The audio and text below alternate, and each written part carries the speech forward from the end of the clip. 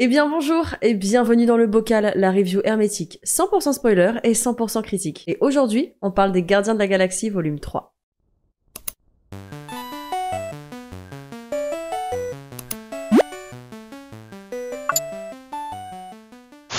J'espère que vous allez bien. Ici, on est sur de la nouveauté. Hein, le printemps, l'été... Alors, j'allais dire l'été arrive, mais non, le printemps arrive dans le nord. Pour le reste de la France, je ne sais pas comment ça se passe météorologiquement parlant.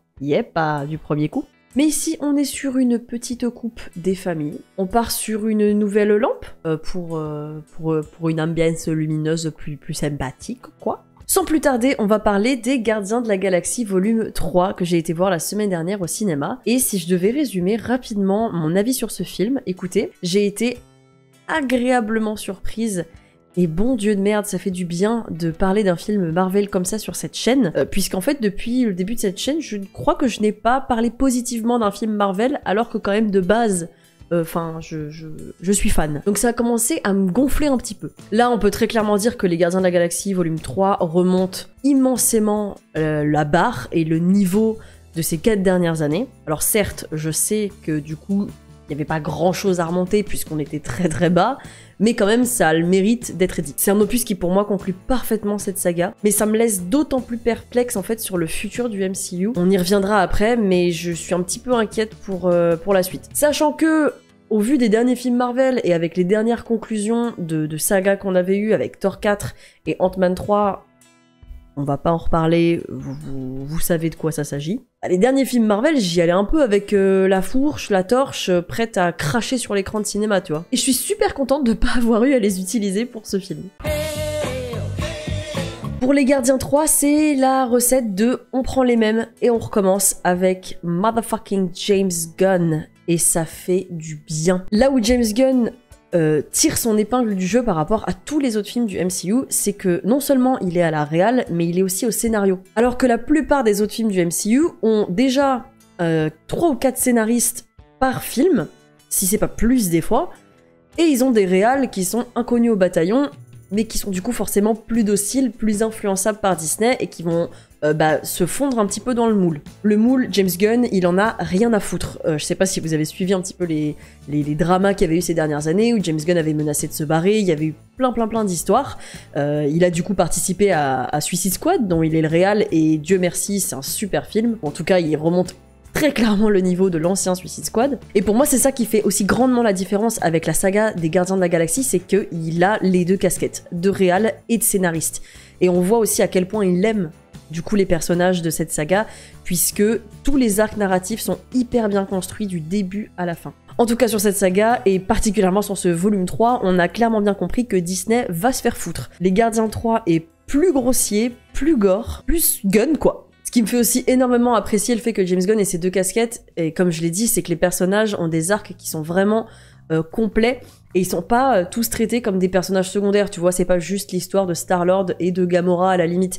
Non, chacun des personnages des Gardiens de la Galaxie est important. Ça m'a particulièrement touché sur la scène de fin, où on a vraiment chaque personnage qui dit de quoi va être composé son futur et vers quoi il va se diriger, avec Drax et Nebula qui vont s'occuper des enfants, Mantis qui va décider de partir toute seule pour tout simplement se découvrir elle-même et pas être au service de quelqu'un d'autre. Rocket qui, sans grande surprise, devient le nouveau capitaine des Gardiens de la Galaxie. Je pense honnêtement que j'aurais pas pu rêver mieux comme fin, et surtout j'ai ressenti un grand respect de James Gunn envers déjà les fans de cette saga et puis envers ses propres personnages. Mention spéciale également pour ce duo absolument hilarant qui est composé par Drax et Mantis, qui m'ont fait chialer de rire à chaque fois qu'ils étaient à l'écran.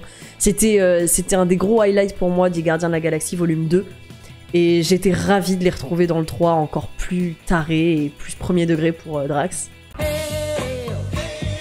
En ce qui concerne la direction artistique, on s'est clairement pas éloigné de ce qui avait été fait pour les 2 premiers, on y a même été avec les 2 pieds joints, et c'est très bien. La mise en scène était peut-être parfois un peu épileptique, tellement on sautait rapidement de planète en planète, mais une fois qu'on s'y est habitué, c'est ok. Et toute cette direction artistique, au final, elle reste énormément cohérente avec ce qui a été fait dans les 2 premiers, et j'ai particulièrement apprécié le fait qu'on retrouve beaucoup d'influence, en tout cas moi ça m'a énormément parlé, du 5e élément, qui est un de mes films préférés, où on a énormément de vrais costumes portés par les acteurs et non pas de la motion capture, etc. On le voit, hein, c'est visqueux, c'est graveleux, on voit que c'est des vrais costumes qui ont été faits par un costume department, quoi. Et bah là, dans le film, il y en a énormément, notamment sur la planète visqueuse, la faite de matière organique dont j'ai oublié le nom. Ça fait aussi évidemment penser beaucoup à Star Wars, où on a des vrais costumes qui sont créés de toutes pièces, et ça change un petit peu de la motion capture. Ça fait du bien. On reste évidemment sur un monde très coloré quand ils ont leur combinaison Teletubbies là et qui se mettent à sauter sur cette fameuse planète. Je pense que les prochains films Marvel vont être très très ras des pâquerettes en ce qui concerne les effets spéciaux. Parce que si à la limite on se demandait où était passé ce budget pendant la phase 4, pendant la 5, on sait clairement qu'il est passé en entier dans ce film, quoi. Donc je pense qu'on va avoir un petit peu de mal avec les effets dans les films à venir. Mention spéciale à la scène de fin, quand ils arrivent dans le vaisseau du maître de l'évolution et qu'il y a une scène de combat, une espèce de plan séquence numérique avec un combat en ralenti, avec la caméra qui passe au-dessus, en dessous des personnages. Quel bonheur à regarder. À ce moment-là, je me suis dit, waouh, ah ouais, ça, c'est ce qui fait que j'aime le MCU. Et j'étais contente de ressentir à nouveau ce sentiment qui m'avait déserté il y a déjà plusieurs années. Ce qui fait également le succès du film pour moi, c'est les enjeux. Vous savez que j'aime beaucoup parler des enjeux à chaque fois dans les vidéos du bocal, et je trouve que c'est très important aussi pour accrocher les spectateurs. Ici, les enjeux étaient très simple, puisqu'au final, ils vont pas sauver la galaxie, le monde entier, que sais-je, ils vont sauver l'un des leurs. Et c'est au final très très simple, très léger. Mine de rien, j'ai trouvé que ça avait rendu le film beaucoup plus dramatique et sérieux et crédible, parce que Rocket, c'est un de mes favoris aussi, et on est tous attachés à ce personnage, et de le voir comme ça entre la vie et la mort pendant tout le film, c'est un enjeu certes pas original, mais qui pour moi participe amplement au succès du film. Inutile de préciser, mais je vais préciser quand même que j'ai chialé pendant toutes les scènes de flashback avec Rocket et ses amis, Lala et Leila. Leila, c'est ça, ouais. Et c'était bouleversant. Encore une fois, vous voyez, on prend des personnages et on les laisse pas juste croupir là dans leur merde. Non, non, non, non, on va aller faire vraiment un arc narratif, une histoire, inventer un passé, aller jusqu'au bout du truc. Même pour d'autres personnages, en fait, c'est assez étonnant de voir que ils ont réussi à faire leur taf et à être méga crédibles alors qu'ils avaient débarqué de nulle part. Je pense notamment au maître de l'évolution, qui s'est avéré être un méchant plus crédible que motherfucking Kang, qui est censé être le nouveau Thanos. Il était un petit peu over the top, et ça exagérait un petit peu des fois sur certains traits de caractère ou certaines scènes, mais ça restait aussi dans la direction artistique du film, qui est un peu déjanté, un peu loufoque, mais il en était pas moins crédible, le boug. Pareil aussi pour Warlock, qu'on avait vu déjà dans une scène post-générique, et que j'attendais de fou, parce que dans les comics Marvel, c'est vraiment un personnage important. Et là, je pense que c'est ici que le film va le plus diviser, parce que c'est un personnage overpété et tu te dis bon, waouh, ça va être lui. Je pensais que ça allait être lui le méchant au début, et en fait le type c'est juste le comic relief de tout le film. Putain, mais quel benet quand on le voit et qu'on comprend qu'au final genre le type il va être inutile et c'est juste la partie comique et hilarante d'un mec qui est overpété mais qui au final est un gros baptou. J'ai explosé de rire pendant plusieurs scènes. Ça m'a vraiment surprise. Parce que souvent, on se plaint que des personnages comme Captain Marvel, par exemple, soient pas exploités à leur full potentiel, parce que la meuf, c'est la plus pétée de l'univers avec Wanda, et du coup, c'est vrai que c'est compliqué de trouver des méchants ou des enjeux assez forts pour la challenger.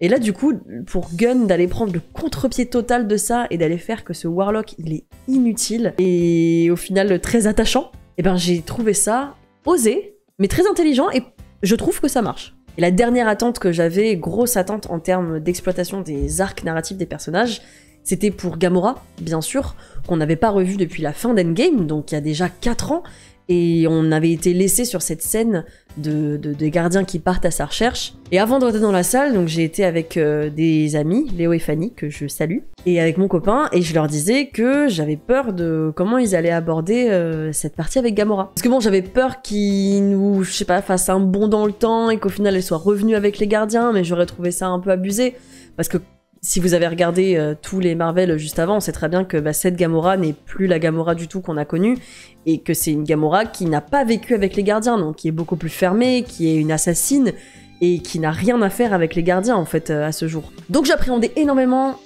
comment ils allaient nous la ramener. Et ben écoutez, j'ai pas été déçue, bien que ça m'a fait un pincement au cœur parce que on aimerait tous retrouver la Gamora d'avant, mais c'est pas possible et je suis contente qu'on soit resté dans ce c'est pas possible, donc on fait autrement. Et bah voilà, elle est devenue une ravageuse et elle va tant bien que mal tomber avec les gardiens.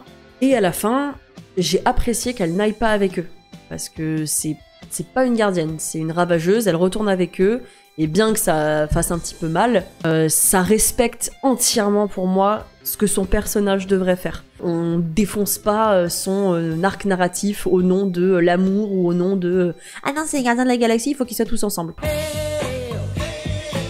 Donc ça y est, c'est fini pour les gardiens de la galaxie. Je mets clairement cette trilogie au même niveau qu'Iron Man. Bien qu'Iron Man était tout seul et eux c'est une équipe, je trouve qu'en termes d'écriture, de direction artistique, d'arc narratif, on a vraiment très peu de fautes sur cette saga. Mais ce qui m'inquiète un petit peu, c'est que, en effet, on finit les gardiens de la galaxie et ça me laisse perplexe quant à l'avenir du MCU. Déjà qu'il n'était pas glorieux ces dernières années avec cette phase 4 plus que soporifique, j'ai du mal à voir comment ils vont réussir à faire perdurer cet univers qui nous a fait rêver, qui m'a fait rêver pendant tant d'années, sachant que les 6 Avengers originaux ne sont plus là et logiquement n'apparaîtront plus. Je dis logiquement parce qu'il y a des bruits de couloir qui circulent comme quoi Chris Evans et Robert Downey Jr. reviendraient, je ne sais pas sous quelle forme, dans Avengers Secret Wars. C'est non. Et tu prends les autres, Ant-Man c'est fini, les Gardiens c'est fini, ça laisse peu de fortes têtes pour faire perdurer la crédibilité du MCU. Et ne venez pas me dire que Shuri ou que Falcon ou que Loki ou que je sais pas qui, la nouvelle Kate Bishop, là, la nouvelle Hawkeye vont venir relever le niveau parce que je pense fortement que ça n'arrivera pas. Et avant de conclure cette vidéo, j'aimerais lâcher une énième mention spéciale, mais mon Dieu qu'elle est méritée, à cette bande originale de bâtards. On va dire que de toute façon, volume 1 et volume 2, on n'avait clairement pas été laissé de côté, avec une BO que j'écoute encore, je pense, tous les jours, dans une playlist spéciale exprès. Et là, dans Les Gardiens 3... on est encore une fois guidé tout au long du film avec la musique, avec l'amour de la musique. Déjà, le film s'ouvre avec Creep de Radiohead. Pardon, mais c'est... Moi, déjà, le film s'ouvre comme ça, j'étais là. Ok, c'est bon, ça va être un bon film. Vous me mettez ça, ça suffit. Qui en plus illustre hyper bien les gardiens de la galaxie, qui sont des marginaux en puissance. Bon bref, tout le reste du film, les musiques sont ouf. Et là, à la fin, quand il lui donne le MP3 et qu'il descend sur les années 2000, je me suis dit... Oh, qu'est-ce qui va popper comme musique? Ça va être une dinguerie, c'est sûr. Et là, j'entends quoi? Les premières notes de Dog Days Are Over de Florence and the Fucking Machine, qui est clairement dans mes musiques préférées, qui est une musique de dingue et qui fit tellement avec le film. Quand j'ai entendu les premières notes, je vous jure, j'ai couiné comme un jouet pour chien, là, et j'étais à deux doigts de hurler la musique en chantant dans le cinéma, et mon copain, il m'a dit « Sœur, calme-toi, finalement ». Bref, tout ça pour dire que, encore une fois, la BO ne déçoit pas, et Dieu sait que la BO, elle est jamais reléguée au second plan dans Les Gardiens de la Galaxie, elle fait partie intégrante du film.